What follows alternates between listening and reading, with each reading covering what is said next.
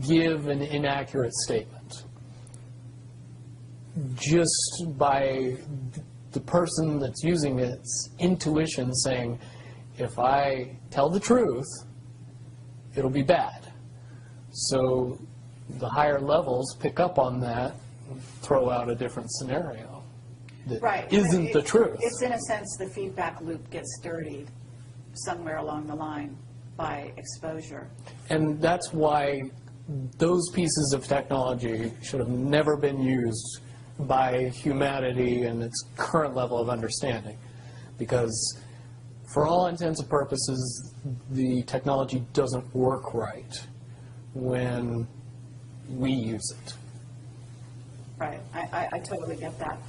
Okay, so to get back to Looking Glass and possible features that they do converge, and the notion of, is there anything else that you can tell us, that you would want to tell us about that and the rest of the laundry list of sort of information that you had directly to either for yourself or through someone that you had vetted?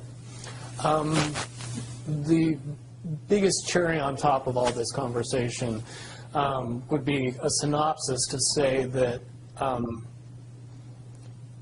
if I could convince everybody out there that for all intents and purposes, what we believe to be true eventually becomes true. If somebody convinces us that a major disaster is going to happen in the very near future, a major disaster happens in the very near future. If we don't buy into that fear and accept that there is really nothing that we know is going to happen, and accept of whatever happens, that makes the convergence of the timelines happen as naturally as possible. Any attempts to try to go away from this one inevitable conclusion, I again see as a new beginning, an end of this reality, the beginning of something that we can't even possibly understand based on the level of our beliefs currently.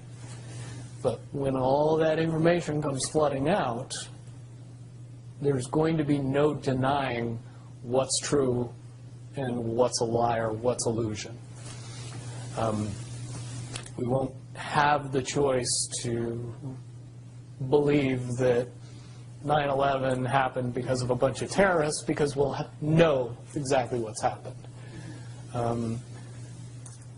Basically what we're experiencing right now is two master chess players sitting at the board. And one of them looks down at the board and sees that he's in checkmate in 7 moves. And he looks across at his opponent, and he knows that his opponent sees it too. So there's no getting out of it. So at this point, the loser can only prolong the game. The game, both players know the game is over. It's only a matter of time before he does this, and then you're forced to do this, and then he's forced to do this, and eventually checkmate. We, as a race, if we could understand that the game is over, that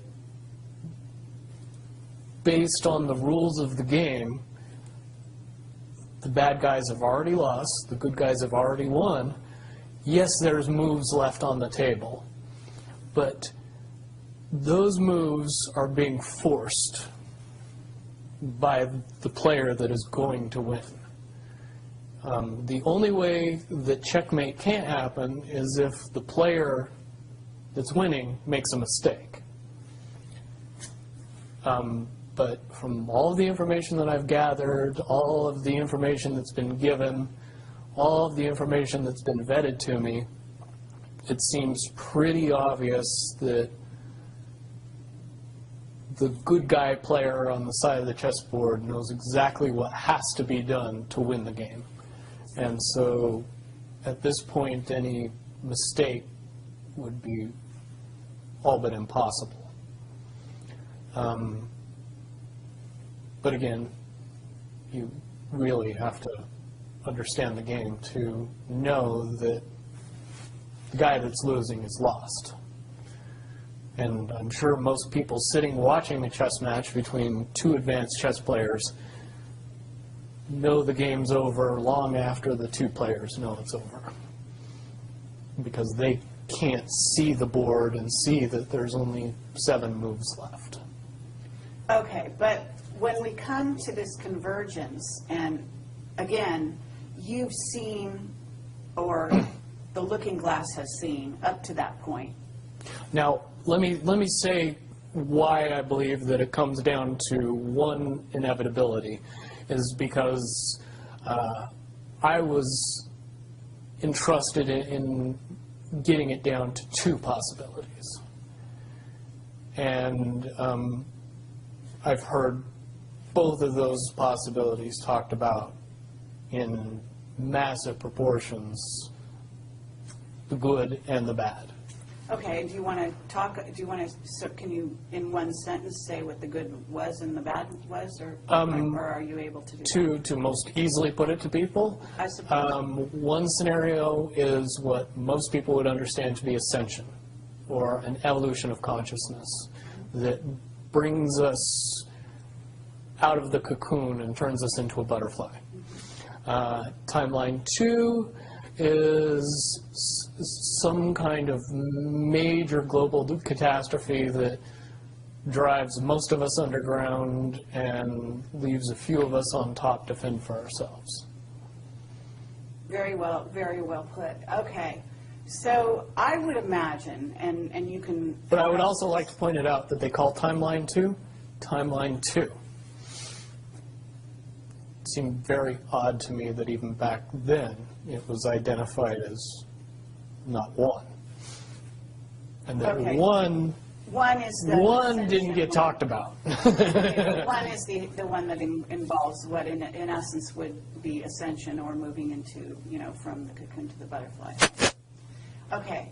But I believe, based on what you're telling me, that they would have used a lot of people like you that had a proclivity for being able to see the future, to be what is a sort of an advanced psychic remote viewer, whatever you want to call that, and looking glass, to posit these potential futures, to go up to that point and to view it, and that you're just one of many.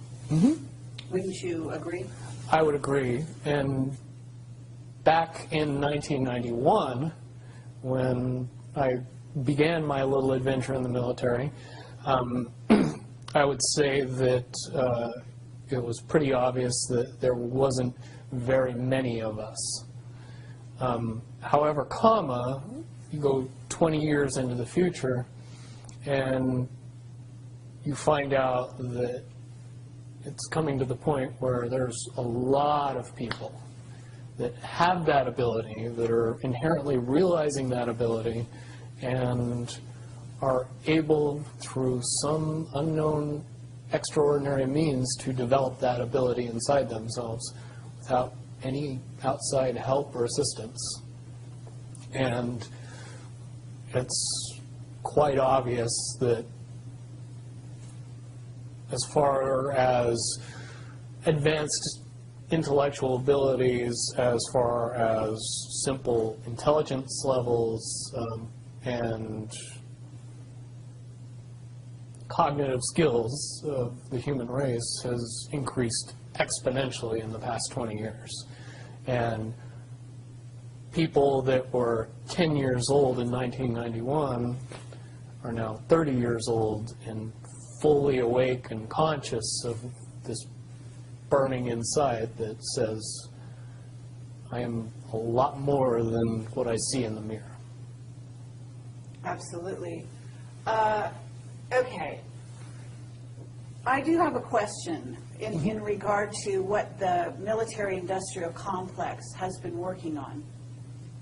Because with the knowledge that you say they have, assuming that they have this level of knowledge that you're talking about, right? In other words, of the timelines converging and the fact that there was going to be something. And I don't know if you saw the movie or the TV show Fast Forward. I mean, but there's been so many possible, scenarios in that regard.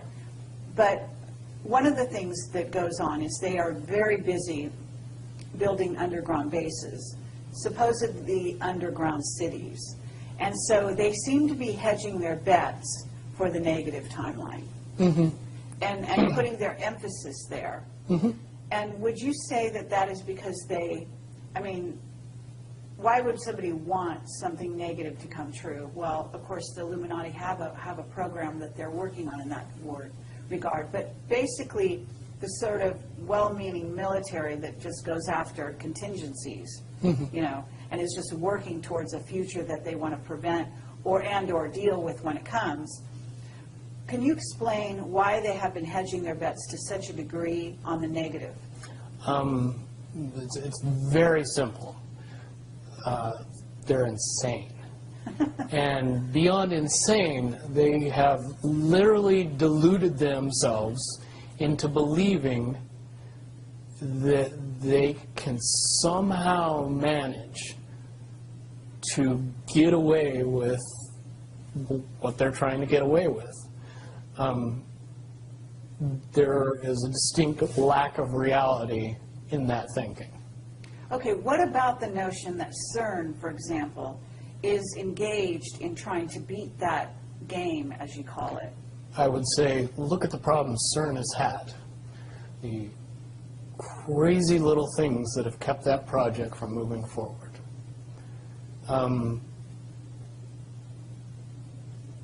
Certainly, they have never even come close to getting that project to the level that they want it to be to do what they really want to do with it.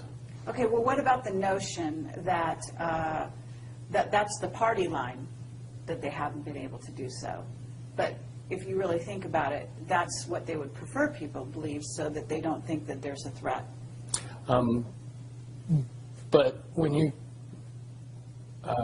listen to the interviews of the scientists that are working on the project, even they say that it seems like somebody or something from the future won't let them get that project done.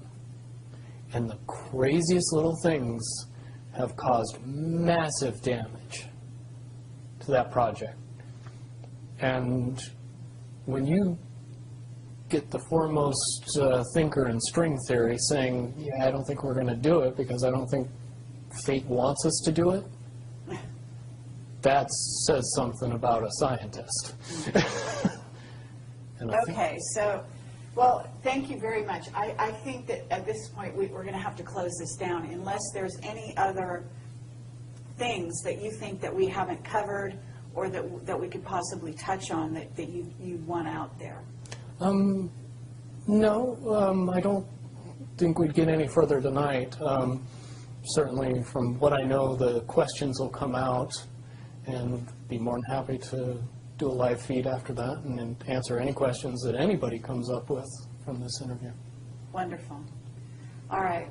Well, thank you very much, Bill Wood, for your service to humanity. Well, hopefully I can get everybody else working towards that goal as well. Absolutely. Well, apparently, regardless of which way they work, the convergence will happen.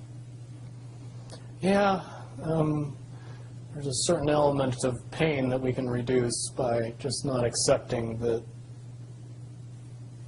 we don't have choices in the matter. And sitting back and waiting for the aliens to fix everything isn't going to help. Absolutely. If we are inevitably coming to a rising consciousness, we should start trying to elevate our consciousness as fast as humanly possible and make that transition a lot easier when it comes.